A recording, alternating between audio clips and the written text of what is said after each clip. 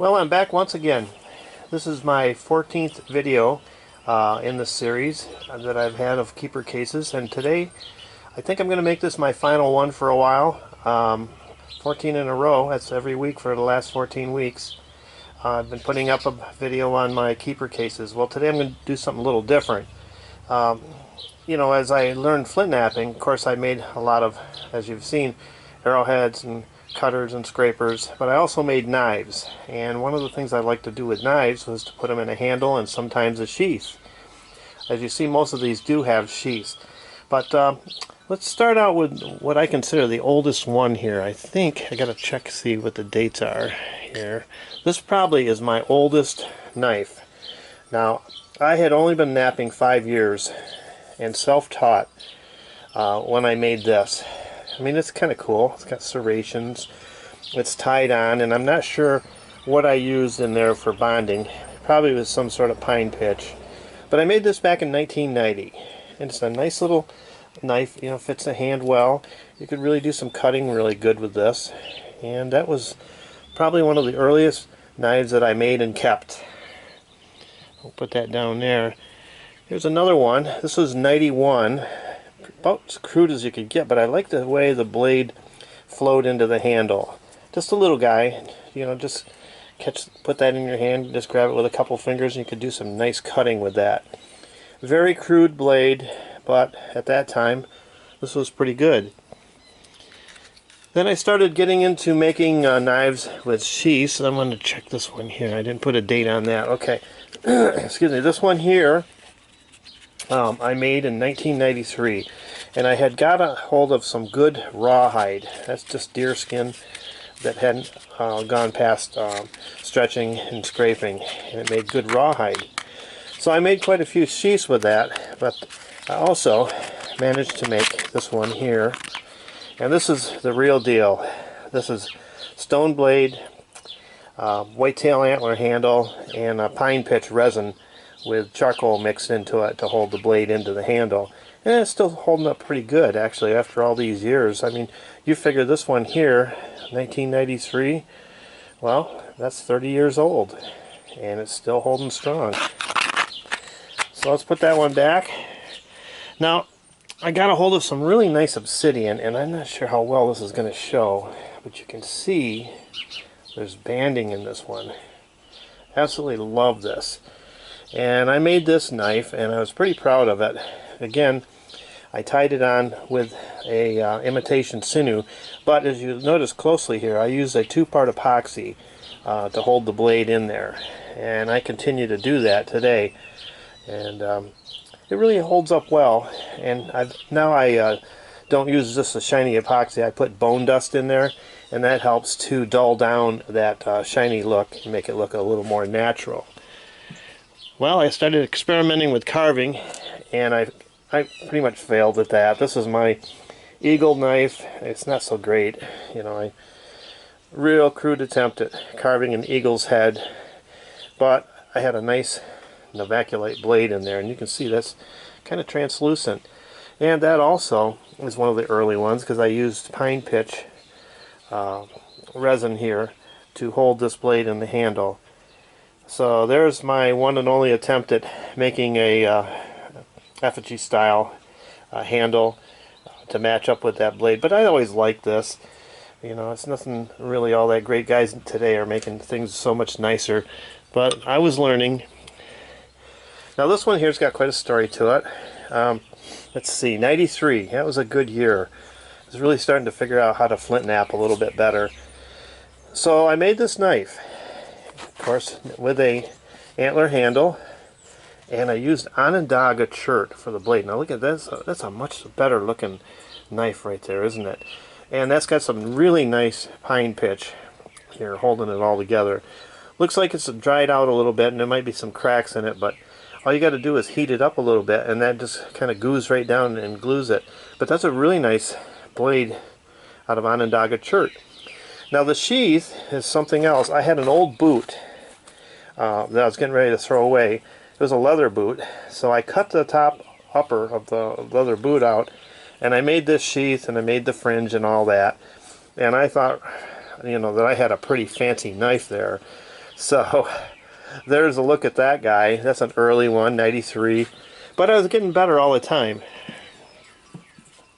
Now let's see, working our way back through these knives here. Here's a little different style sheath. I'm not sure what the leather was. That's some cowhide there, and this might be some elk. I'm not sure. But this little newer, this one is 2008. And look at this really cool blade. Doesn't that flow nice? I was starting to get a feel now at this point for making these blades match up well with handles and make them really comfortable in the hand to hold on to and to use. You know, I do have people that use these, and my son-in-law Joel, I've made a few knives for him, and I always tell him, you know, take it out and get it bloody because it'll hold up. And he's done that, and he's brought it back a few times, and I've resharpened them. Just a real light retouch on the edge here, very light, with an antler or copper nail, whatever you choose to use. And the knife's as good as new, and it doesn't really take the size down much at all. So there's that one. Okay, now this one here needs to be redone, but look at how big this guy is. Nice big blade, Texas flint right here, and a nice big hefty whitetail antler. Now that's a big one.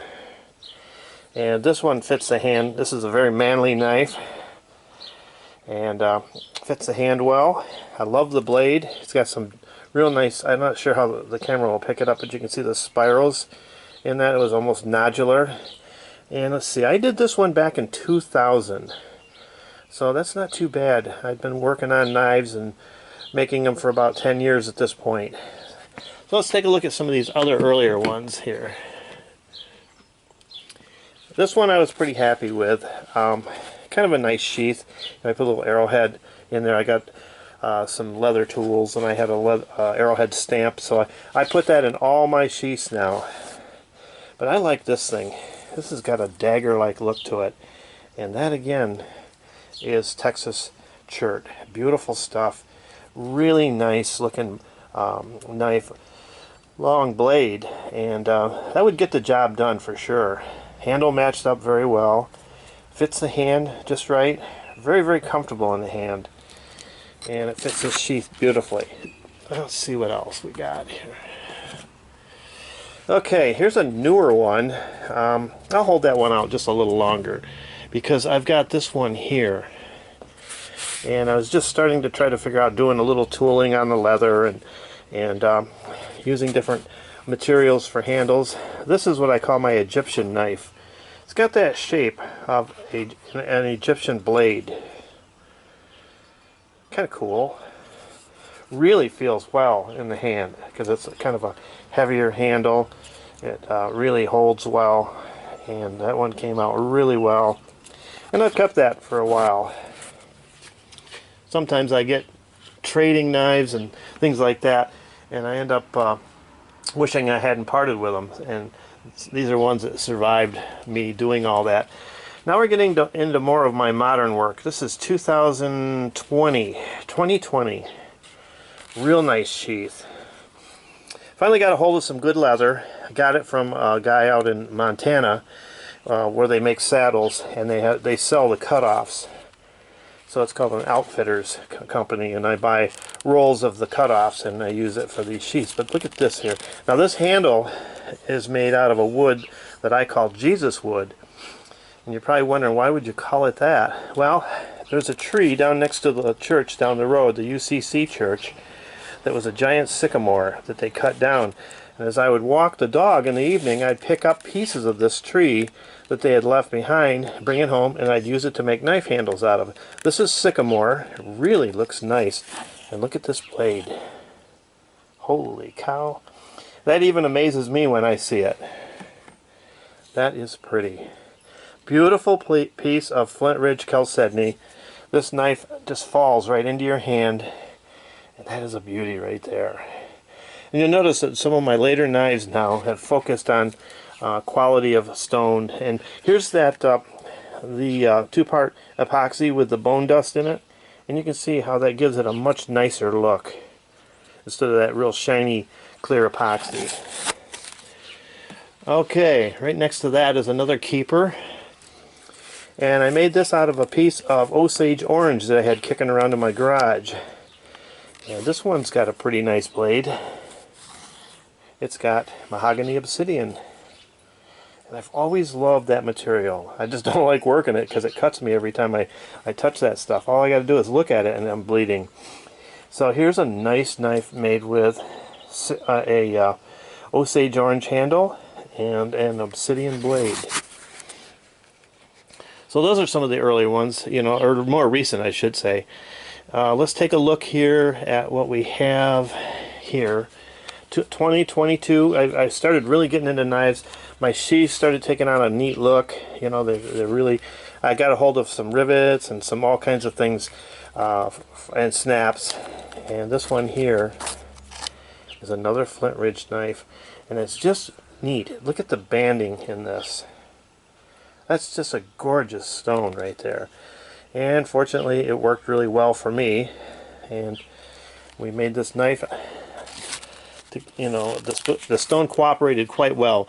You know, I tell people that flint knapping is nothing more than the cooperation of you know, the stone and the napper. And here's a real dandy right here. This guy speaks volumes of size. Look at that blade. And I made this last year, 2022, and I don't know how many times I've almost parted with this one, and I'm glad I didn't. But look at that gorgeous blade. Look at that.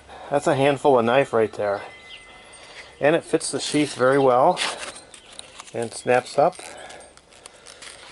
So we're just about getting to the end. Let's take a look at this one right here. This was one I've had quite a while. I made a stand for it. And what's special about this knife is a couple things. The blade is made out of basalt. I've rarely ever made anything out of basalt. I had a few pieces from my friend Tom out in Arizona, and I wanted to match that basalt up with something really special. Well, just down the road from us, about 15 miles, a bank washed out and some wood was showing. Well, the fellow that owned the land got it tested, and it turned out that the wood was over 1,500 years old. I made the stand and the knife handle out of that 1,500-year-old wood and matched it up. So that's really a special one, and that's a keeper. It's right on my counter, and I really, really like that one. Now, a couple more here, and we'll be done. This is one of my most recent keepers. Again, really nice sheath. But take a look at this. Are you ready? Oh boy, look at this stone. It's so pretty. And that's a piece of flint ridge chalcedony, and I made that in 2022, as you see on the handle there. Again, fits the hand well. It's just a fabulous blade. And I was glad I was able to make it, and this stone turned out so well. So the last knife I have here is kind of like what I really like. It's simple. It's along the same pattern as the ones you've been seeing. But there's something about this knife that I just like the look of. And it's this right here. Look at this knife. This is hefty in the hand. Feels good. The blade's not overly long. And it's just a beautiful transition from the stone to the antler. And that right there is, if I had made no other knives, the one knife that I would have loved to have made, and I did make.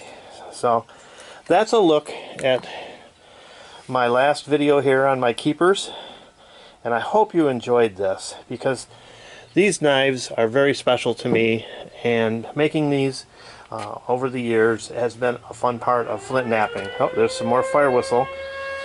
Anyway, I want to thank you all for watching. I want to ask that if you aren't subbed, that you would consider giving me a sub. And once again, thanks for watching. If you liked it, you know, you can leave me a thumbs up and a comment. And that'll be it for this time. Everybody stay well and safe, and I will be back with some more stuff soon. Just got to come up with another idea. So take care, everyone, and be well.